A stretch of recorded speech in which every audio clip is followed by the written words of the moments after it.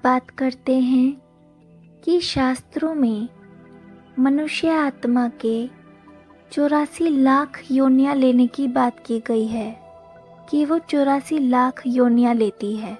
कौन? मनुष्य आत्मा। तो क्या ये बात सच है? आइए जानते हैं। मनुष्य आत्मा 84 लाख योनियाँ नहीं भोगती।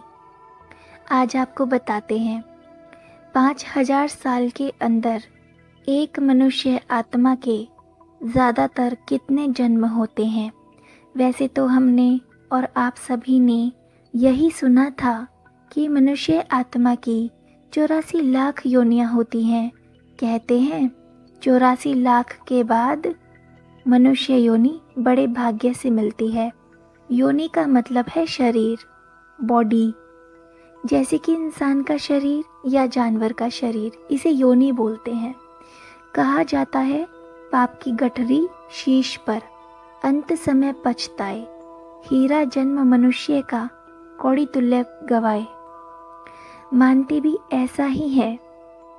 हमने भी यही सुना था कि बड़े भाग्य से मनुष्य योनि मिलती है, यानी कि इंसान का शरीर बड़ी किस्मत से मिलता है, बड़े भाग्य से मिलता है। मनुष्यों को 84 लाख योनियाँ लेनी पड़ती है, लेकिन मनुष्य आत्मा का पुनर्जन्म पशु योनि में, यह मान्यता निराधार है, बेसलेस है, लॉजिकलेस है। इसका कोई आधार नहीं, इसका कोई भी आधार नहीं है। यानी कि पूरी तरह से ये मान्यता, ये विश्वास, ये धारणा कि मनुष्य 84 लाख योनि लेता है, जानवर की योनि भी लेता है, बिल्कुल गलत है। पूरी तरह से गलत है ये बात। पशु योनि से भी कहीं ज़्यादा दुख, कई तरह के दुख मनुष्य योनि में है। तो फिर पशु योनि को भोग योनि कैसे माना जाए? मनुष्य आत्माएं ज़्यादा बुद्धिमान और संवेदनशील होने की वजह से मनुष्य योनि में ही दुख भोगने की संभावना, पॉसिबिलिटी ज़्यादा है। तो फिर दुख भोगने के लिए योनि परिवर्तन की बात, यानी कि शरीर का बदल जाना, ये बात सही कैसे मानी जाए? मनुष्य का सुधार तो शिक्षा से होता है, ना कि सज़ा से। तो फिर सुधार के लिए कुदरत की ओर से सज़ा के रूप में योनि परिवर्तन के नियम की बात सही कैसे मानी जाए? जैसा बीज वैसा फल होता है। यानी कि जब हर एक योनि की आत्माएं अलग अलग हैं, तो फिर योनि परिवर्तन की बात कैसे मानी जाए? कुत्ते की जो आत्मा है, वो कुत्ते की ही योनि लेगी अगले जन्म में। इंसान की योनि इंसान की शरीर नहीं ले सकती। अब एक और सवाल उठता है कि बुरे संस्कारों वाली और कर्म वाली मनुष्य आत्माओं का पुनर्जन्म अगर पशु योनियों में, जानवरों के शरीर में होता हो, तो फिर जनसंख्या में, पॉपुलेशन में वृद्धि क्यों, बढ़ोतरी क्यों हो रही है? हकीकत में अगर ऐसा होता कि 84 लाख योनियों के बाद बड़े भाग्य से, बड़े पुण्य से मनुष्य योनि मिलती, तो हमारे ख्याल में मनुष्यों की संख्या कम होनी चाहिए थी कम, क्योंकि दुनिया में 90% पाप कर्म करने वाले लोग हैं। 10%, ओनली 10% पुण्य कर्म करने वाले हैं।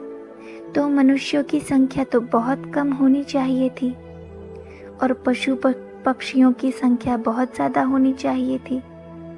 मनुष्य आत्माएं मनुष्य योनि, यानी कि इंसानी शरीर में ही बाकी तरह के शरीरों से, योनि से ज़्यादा दुखी है। अस्पताल में आज जाइए और हम देखेंगे कि सही में इंसान इंसानी शरीर से ही, मनुष्य योनि से ही बहुत दुखी है, बहुत दुखी है। तो फिर दुख भोगने के लिए योनि परिवर्तन की बात सही कैसे मानी जाए? दूसरी बात, अगर बड़े पुण्य से मनुष्य योनि मिली हो, तो मनुष्यों का जन्म बड़ा सुखी होना चाहिए था, क्योंकि पुण्य कर्मों का फल है ना, तो सुख मिलना चाहिए था बहुत। फिर तो इंसानों के जीवन में दुख नहीं होना चाहिए था और सारे पशु पक्षी दुखी होने चाहिए थे, क्योंकि वो पाप कर्मों का फल उस योनि में, उस शरीर में भोग रहे हैं। और मनुष्य योनि तो बड़ी पुण्य से मिली है, इसलिए बहुत सुख होना चाहिए था। लेकिन क्या आज मनुष्य सुखी है? आप लोग खुद बताइए, खुद सोचिए, पूछिए अपने आप से, क्या आज वाकई में इंसान सुखी है? चलो हम समझे, बड़े होकर इसने कुछ पाप कर्म किया होगा, इसलिए दुख आ गया। लेकिन हम कई बार देखते हैं, छोटे बच्चे ने जन्म लिया और आते ही दुख भोगता है। एक भाई था, उसकी बात सुनाते हैं। एक भाई था, उसको बच्चा हुआ, 15 दिन में ही बीमार हो गया। 6 लाख रुपए लगे और उस बच्चे के दिल का ऑपरेशन भी हो गया। जो अभी आया ही है दुनिया में, 15 दिन में ही बीमार भी हो गया, 6 लाख रुपए भी लग गए और दिल का ऑपरेशन भी हो गया उसका। 15 दिन में ही वो बच्चा फिर भी खत्म हो गया। दिल का ऑपरेशन भी हुआ, पैसे भी लगाए, लेकिन वो बचा नहीं, होते ही मर गया। लेकिन उसने कितना दुख भोगा। होते ही दिल का ऑपरेशन हुआ उसका, होते ही 15 दिन बीमार पड़ गया। अब जरा सोचिए, जन्म लिए 15 दिन के बच्चे ने इतना दर्द, इतनी पीड़ा सहन कर ली, उसका ऑपरेशन भी हो चुका है और वो खत्म भी हो गया। अब ऐसी मनुष्य योनि का क्या फायदा, जो इतने पुण्य से तो मिली, वो भी केवल 15 दिन, और उसमें भी इतनी तकलीफ, इतना दर्द। अभी तो उसने कोई पाप कर्म भी नहीं किया था, आया ही था दुनिया में, फिर उसे जन्म से ही इतनी बड़ी सजा क्यों मिली? मनुष्य योनि में ही कर्म इंद्रियों, कम इंद्रियों वाले, जो हम, जैसे कि सभी की इंद्रियां हैं, सभी की इंद्रियां काम करती है, सेंसेस काम करते हैं, लेकिन मनुष्य योनि में ही कम इंद्रियों वाले व्यक्ति पाए जाते हैं, देखे जाते हैं। किसी के हाथ नहीं होते तो किसी के पैर नहीं होते, किसी की आंखें नहीं होती तो किसी के कुछ, तो फिर सजा के लिए कम कर्मेंद्रियों वाली निकृष्ट योनि में या पशु योनि में जाने की बात सही कैसे मानी जाए? कैसे सही मानी जाए, जब इतना दुख कम इंद्रियों के जरिए मनुष्य आत्मा भोग सकती है? तो किसी के हाथ नहीं है, किसी के पैर नहीं है, किसी के आंखें नहीं है, इससे ज्यादा क्या पीड़ादायक होगा? कई लोग होते हैं जन्म से ही अंधे, खराब होते हैं शरीर से, डिसेबल होते हैं, पैदा होते ही खराब होते हैं शरीर से। ऐसा क्यों? अभी तो उसको बड़े पुण्य से ये मनुष्य योनि मिली है, और मनुष्य योनि मिलने से ही उसको इतनी बड़ी सजा, तकलीफ मिली। इससे तो ये योनि ना मिलती तो अच्छा था। और ये भी आजकल हम ज़्यादा देख रहे हैं कि आजकल मनुष्यों को पूछने वाला कोई नहीं, लेकिन आज जानवर, जैसे कि डॉग्स, कुत्तों के लिए आप देखेंगे मनुष्य ही नौकर है। कुत्तों को गाड़ियों में घुमा रहे हैं, ब्रेड बटर खिला रहे हैं, मक्खन खिला रहे हैं। तो अगर पाप करने से जानवर, पशु योनि मिलती है, तो फिर तो मनुष्य से यही ज़्यादा अच्छी है।